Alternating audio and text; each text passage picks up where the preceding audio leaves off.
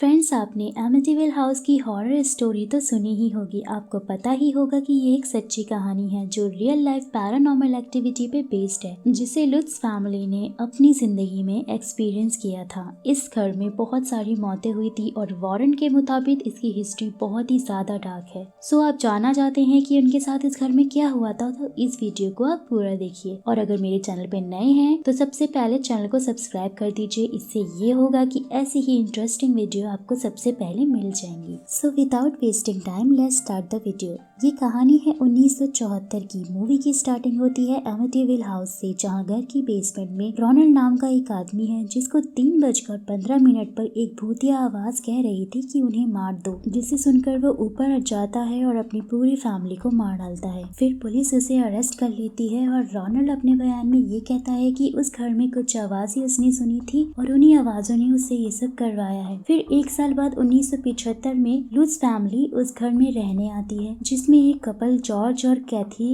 अपने 3 बच्चों के साथ, जिनका नाम बिली, माइकल और चेल्सी थे, रहने के लिए वहाँ पे आते हैं। गाइस, ये तीनों बच्चे कैथी के थे, उसके पहले हस्बैंड के साथ थे जो कि अब इस दुनिया में नहीं है, और जॉर्ज उसका दूसरा हस्बैंड है। वो दोनों एक नया घर खरीदने डीलर के पास गए थे जो उन्हें एमिटीविल हाउस दिखाती है, जहाँ रोनाल्ड ने मर्डर किए थे। ये घर उन्हें काफी सस्ता पड़ रहा था और ये घर काफी बड़ा भी था, 5 बेडरूम का रूम था, इसलिए ये लोग इस घर को खरीद लेते हैं। डीलर ने उन्हें इस घर के सारे पास के बारे में वाकिफ कराया था कि यहाँ पे मर्डर हो चुके हैं, जिस पर जॉर्ज ने कहा था कि किसी को घर नहीं मारता, लोग एक दूसरे को मारते हैं, और इस सोच के साथ वो इस घर में रहना शुरू कर देते हैं। इतना बड़ा घर पाकर वो सब लोग बहुत ही ज्यादा खुश थे। रात के टाइम जब कैथी अपने बच्चों को सुला रही थी तो उसका बड़ा बेटा बिली अपने रियल डैड को याद करके अपसेट हो रहा था। वो अपनी मॉम से पूछ रहा था क्या जॉर्ज कभी उनके डैड को रिप्लेस कर पाएगा। कैथी कहती है कि वो सिर्फ तुम लोगों का अच्छा दोस्त बनना चाहता है। गाइस, ये सारी बातें जॉर्ज रूम के बाहर खड़ा होकर सुन रहा था, जिसके बाद वो अपने रूम में चला जाता है जहाँ उसे काफी ठंड महसूस हो रही थी, और वो बेसमेंट में जाता है हीटर ऑन करने के लिए। वहाँ एक घड़ी थी जिसमें 3:15 टाइम हो रहा था, जहाँ पे उसे कुछ आवाजें सुनाई देती हैं, बट वो उन आवाजों को इग्नोर मार के वहाँ से चला जाता है।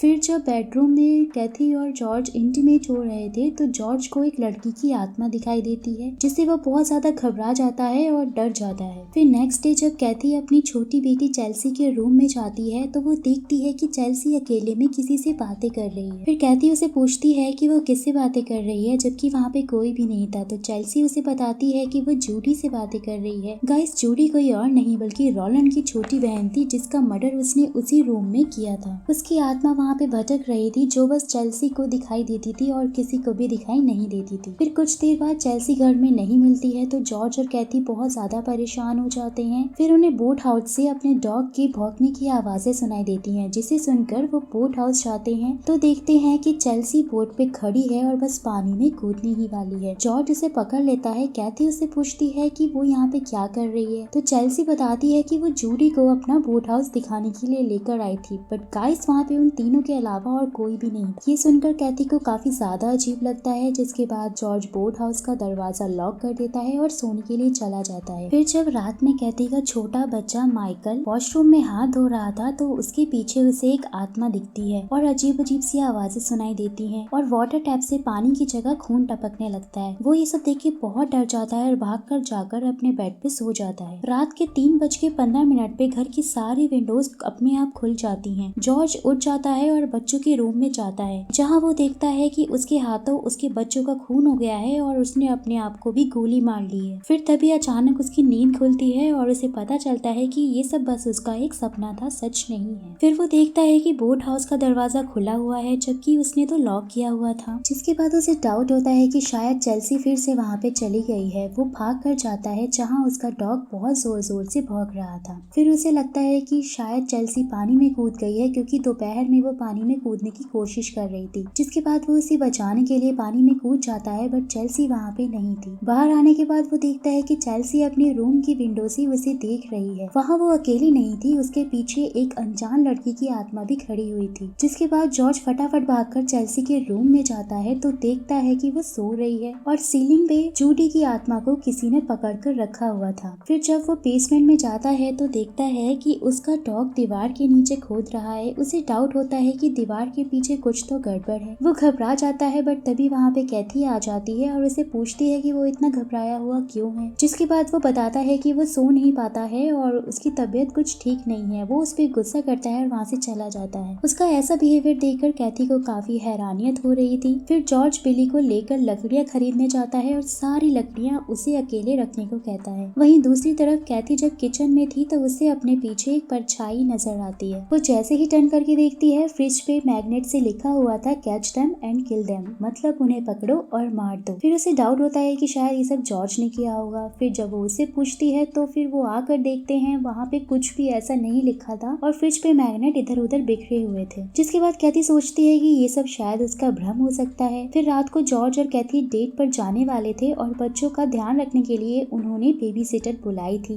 गाइस, उनकी बेबी सिटर का नाम लीजा था। वो कहती है कि वो पहले भी यहाँ पे बेबी सिटिंग कर चुकी है डिफॉयस फैमिली के लिए, जो इनसे पहले यहाँ पे रहा करती थी। जिसके बाद कैथी और जॉर्ज अपनी डेट पर चले जाते हैं और साथ में अपना अच्छा टाइम स्पेंड करते हैं। वहीं दूसरी तरफ घर में लीसा बिली को बताती है कि जिस घर में ये लोग रह रहे हैं वहाँ पे आखिर हुआ क्या था। वो कहती है कि रोनाल्ड का कहना था कि उसे इस घर में आवाजें सुनाई देती थी। उसने अपनी पूरी फैमिली को मार दिया था। पहले उसने अपने डॉग को मारा, उसके कुछ दिन बाद उसने अपनी पूरी फैमिली को मार डाला, क्योंकि उसका मानना था कि वो सब लोग डीमंस थे। फिर वो चेल्सी के रूम में जाती है और कहती है कि यहाँ पे एक जूडी नाम की लड़की रहा करती थी, जिसे उसके भाई ने इसी रूम में मार के क्लोजेट में छुपा दिया था। फिर चेल्सी वहाँ पे आती है और कहती है कि जूडी कह रही है कि वो एक गंदी बेबी सिटर है। जिसे सुन के पहले तो लीसा घबरा जाती है, पर फिर वो बोलती है कि वो तो मर चुकी है, वो कैसे ये सब बोल सकती है। फिर बिली लीसा को क्लोजेट में जाने का डेयर देता है। जैसे ही वो क्लोजेट के अंदर जाती है, जूडी की आत्मा उसे डराती है, उसका हाथ पकड़कर उसकी उंगली अपने घाव में घुसा देती है, जिससे लीसा बहुत ज्यादा डर जाती है और सदमे में आ जाती है। ये सब देखकर बच्चे फटाफट एम्बुलेंस को बुलाते हैं कि तभी वहाँ पे कैथी और जॉर्ज भी आ जाते हैं, जहाँ लीसा कैथी को बताती है कि जूडी की आत्मा को उसने उनके घर पे देखा। फिर कैथी का शक यकीन में बदल जाता है कि इस घर में कुछ तो गड़बड़ है, बट जॉर्ज इस बात पे भरोसा नहीं कर रहा था। उसे लग रहा था कि बच्चों ने कुछ न कुछ मजाक किया होगा, जिसके बाद वो उन्हें बहुत डांटता है। फिर कैथी अपनी बेटी चेल्सी से पूछती है कि आखिर वहाँ पे हुआ क्या था, तो चेल्सी उसे बताती है कि जूडी ने लीसा को हर्ट किया क्योंकि वो उसे पसंद नहीं करती और उसका कहना है कि जॉर्ज भी एक अच्छा आदमी नहीं है। फिर नेक्स्ट डे जब जॉर्ज लकड़ी काट रहा था तो वो बिली पे बहुत गुस्सा करने लग जाता है और सारी लकड़ियां उसे अकेले रखने के लिए बोलता है, जिसे देखकर कैथी जॉर्ज से काफी गुस्सा हो जाती है। रात को बेसमेंट में जॉर्ज को बिली और माइकल की बातें सुनाई दे रही थी, जिसमें वो उसे गाली दे रहे थे कि तभी दीवार के पीछे से भूतिया आवाज आती है और कहती है कि उन्हें मार दो। जिसके बाद जॉर्ज दीवार के पीछे जाता है, जहाँ उसे खून की नाली दिखाई देती है और वो खुद को खून में लथपथ पड़ा हुआ देखता है। फिर उसकी आंख खुल जाती है और वह समझ जाता है कि ये सब उसका सपना है और कुछ भी नहीं है। जिसके बाद वो नहाने के लिए जाता है और बाथ टब में एक आत्मा उसे पकड़ के पानी में डुबोने लगती है, बट वहाँ पे उसकी वाइफ कैथी आ जाती है और उसे बचा लेती है। फिर नेक्स्ट डे वो जॉर्ज को लेकर डॉक्टर के पास जाती है, जहाँ जॉर्ज की रिपोर्ट एकदम नॉर्मल आती है, तो डॉक्टर उसे साइकेट्रिस्ट को दिखाने के लिए कहते हैं। फिर जब वो घर आते हैं तो देखते हैं कि चेल्सी घर की छत पे खड़ी है और बस कूदने ही वाली है। वो दोनों डर जाते हैं और उसे रोकने की कोशिश करते हैं, जहाँ चेल्सी उन्हें कहती है कि जूडी ने प्रॉमिस किया है कि वो उसे उसके फादर से मिलाएगी अगर वो उसके साथ में जाएगी तो। ये कहते ही वो कूद जाती है, बट जॉर्ज उसे पकड़ लेता है और उसकी जान बच जाती है। फिर कैथी को ये सब देखकर बहुत गुस्सा आ रहा होता है चेल्सी पे, इसलिए वो उससे डांटने लग जाती है, जहाँ जॉर्ज उन्हें पागल कहता है और अपना सारा सामान लेकर बेसमेंट में रहने के लिए चला जाता है। वहीं दूसरी तरफ कैथी फादर के पास जाके हेल्प मांगती है, उन्हें बताती है कि एमिटिविल जहाँ ये लोग रहते हैं वहाँ पे बुरी शक्तियों का वास है। वो उन्हें ये भी बताती है कि ये वही घर है जहाँ 1 साल पहले डिफॉयस फैमिली रहा करती थी। यहाँ जॉर्ज का बिहेवियर काफी हद तक बदल चुका था, वो बिली को अब्यूज करने लग गया था। रात को जब वो अपनी फैमिली की वीडियो देख रहा था तो उसे बिली की शक्ल डीमन में बदलती नजर आती है, जिसे देख के वो काफी हैरान हो जाता है और 3:15 पर अचानक उसकी आंख खुलती है और वही भूतिया आवाजें उसे फिर से कहती हैं कि उन्हें मार दो। वो इन आवाजों को सुन के काफी परेशान हो गया था। घर की खिड़की दरवाजे अपने आप खुलने लग गए थे। जॉर्ज एक्स लेकर बोट हाउस में जाता है, जहाँ एक आत्मा उस पर अटैक करती है, जिससे बचने के लिए वो एक्स से अटैक करता है और उसे मार देता है। जब वो होश में आता है तो वो रियलाइज करता है कि वहाँ कोई भी आत्मा नहीं थी, बल्कि उसके हाथों उसके डॉग का खून हो गया। नेक्स्ट डे कैथी जॉर्ज को कहती है कि ये घर हॉन्टेड है, हमें यहाँ से चले जाना चाहिए, पर जॉर्ज इस बात से एग्री नहीं कर रहा था। जिसके बाद उनका झगड़ा हो जाता है। तभी बिली और माइकल वहाँ पे आते हैं और बताते हैं कि उनका डॉग उन्हें उन्हें नहीं मिल रहा। बिली को शक होता है कि कहीं न कहीं इसके पीछे जॉर्ज का ही हाथ होगा, क्योंकि बहुत दिनों से उसका बिहेवियर काफी हद तक बदल चुका है। तो वो उसे सवाल पूछता है बट जॉर्ज उसे जवाब नहीं देता। दोपहर में फादर उनके घर आते हैं, जहाँ वो चेल्सी के हाथ में काला टेडी देखते हैं। फिर वो कैथी को बताते हैं कि वो टेडी जूडी का था, जिसे उन्होंने उसके फ्यूनरल पे उसके साथ गाड़ दिया था। फिर फादर पूरे घर में हॉली वाटर छिड़कते हैं, बट जैसे ही वो हॉली वाटर घर के संपर्क में आता है वो गायब हो जाता है और फादर के ऊपर मक्खियों का झुंड अटैक कर देता है और भूतिया आवाजें उन्हें वहाँ से जाने के लिए कहती हैं। वो डर के वहाँ से भाग जाते हैं। रात के समय फिर उसी टाइम पर वही सेम आवाजें जॉर्ज को फिर से सुनाई देती हैं और उसको सबको मारने के लिए कहती हैं। वो बहुत ज्यादा परेशान हो जाता है और बाहर जाकर लेट जाता है ताकि आवाजें बंद हो जाएं। कैथी ये सब विंडो से देख रही होती है और नेक्स्ट डे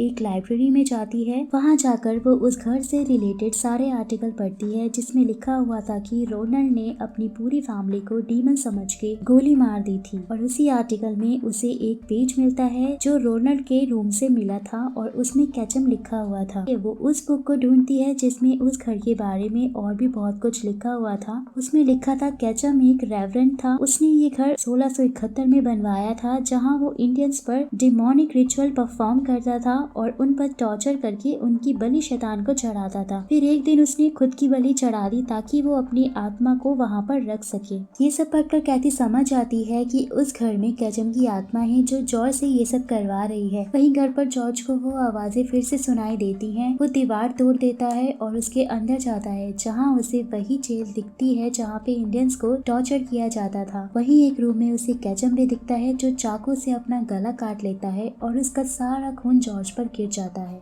और जॉर्ज पूरी तरह से पोसेस्ड हो जाता है। फिर कैथी फादर के पास जाती है, जहाँ वो उसे बताते हैं कि उस घर में बहुत ज्यादा शक्तिशाली बुरी आत्माओं का कब्जा है, जिससे वो नहीं लड़ सकती, इसलिए वो वहाँ से उस दिन भाग गए थे। जिसके बाद कैथी फटाफट भागकर अपने घर जाती है, जहाँ बोट हाउस में जॉर्ज उसे मारने की पूरी कोशिश करता है, बट जैसे तैसे करके वो वहाँ से भाग जाती है। वहीं बेसमेंट में चेल्सी को अपनी फैमिली के नाम के कॉफिन्स मिलते हैं। वो अपनी मॉम को ये सब दिखाती है, जिसके बाद वो वहाँ से भागने का प्लान करते हैं, जहाँ जॉर्ज गन लेकर उनका पीछा करता है। कैचम की आत्मा सारे खिड़की दरवाजे बंद कर देती है ताकि वो वहाँ से ना भाग सके, बट वो लोग अपना दिमाग लगाते हैं और खिड़की तोड़कर छत पर चले जाते हैं। जॉर्ज भी वहाँ उनके पीछे आता है और बिली उसे रॉड से मार देता है, जिससे कि वो नीचे गिर जाता है और वो सब वहाँ से भागने की कोशिश करते हैं कि तभी जॉर्ज एक्स लेकर आता है और कैथी के पेट में घुसा देता है। कैथी गन उठाकर उसके सर पे मारती है, जिससे वो बेहोश हो जाता है। फिर वो सब रस्सी से जॉर्ज को बांधकर बोट हाउस में लेकर जाते हैं और वहाँ से निकल जाते हैं बोट स्टार्ट करके। जॉर्ज को जब होश आता है वो ठीक हो चुका था और कह रहा था फटाफट हमें यहाँ से निकलना चाहिए। सो इस तरह से 28 दिन के बाद लुट्ज फैमिली एमिटीविल छोड़कर चली गई थी और वो कभी वापस वहाँ पे नहीं आई। और लास्ट सीन में जूडी की आत्मा को कैचम की आत्मा बेसमेंट में खींच लेती है और उस घर का सारा सामान नॉर्मल हो जाता है। एंड गाइस यहीं पे इस मूवी का द एंड होता है। तो जैसा कि मैंने आपको बताया था कि ये सच्ची घटना है जो लुट्ज फैमिली के साथ घटी थी, तो अब मैं आपको बताऊंगी कि एक्चुअली वहाँ पे क्या हुआ था। ये घटना घटने के बाद लुट्ज फैमिली इस प्रॉपर्टी को बहुत ही कम दाम में बेचकर कैलिफोर्निया चली गई थी, क्योंकि उस घर में जॉन कैचम नाम की शैतान का साया था। वो काले जादू की प्रक्रिया में माहिर था। उसकी मौत के बाद उसकी लाश को इसी जमीन में दफनाया गया था। यही वजह थी कि रोनल्ड डिफॉय ने अपने सारे परिवार को मार डाला था, क्योंकि वो इन नेगेटिव एनर्जीज के कब्जे में था। ये एनर्जीज फैमिली के मेन मेंबर को पोसेस करती थी और उसके हाथों बाकी मेंबर का खून करवा देती थी। फिर धीरे धीरे ये बातें पूरे ही शहर में आग की तरह फैल गई, जहाँ एड और लॉरेन तक भी ये बातें पहुँच गई। वो दोनों उस टाइम के बेस्ट पैरानॉर्मल रिसर्चर माने जाते थे, जो इन्वेस्टिगेशन करने के लिए घर के अंदर आए थे, जहाँ घर के बेसमेंट में हॉली प्रेयर रिसाइट करते टाइम एड को अदृश्य शक्तियों ने जोरदार धक्का दिया था, जिसके बाद उन्हें इन शैतानी शक्तियों की ताकत का अंदाजा हो गया था। और लॉरेन को भी बहुत विजन्स आते थे, जिसमें वो डिमोनिक पोजेशंस और डिफॉय फैमिली की लाशों को देख पा रही थी। एंड गाइस इन घटनाओं के दौरान रिसर्च टीम ने एक फोटो भी खींचा था, जिसमें उन्हें एक छोटे बच्चे की आत्मा दिखाई दी थी। और ये सारी बातें उन्होंने अपने इंटरव्यू में बताई थी और उनके अकॉर्डिंग ये घर हॉन्टेड था, जहाँ इन लोगों ने खुद ये घटनाएं महसूस की थी। सो गाइस अब आप मुझे कमेंट करके बताइएगा कि आपको वीडियो कैसा लगा, और अगर आपके साथ भी इस तरह का कुछ घटनाएं हुई हैं तो आप कमेंट बॉक्स में मुझे जरूर बताइएगा। और जाने से पहले मेरे चैनल को भी सब्सक्राइब कर दीजिए ताकि नेक्स्ट वीडियो आपको फटाफट मिल जाए।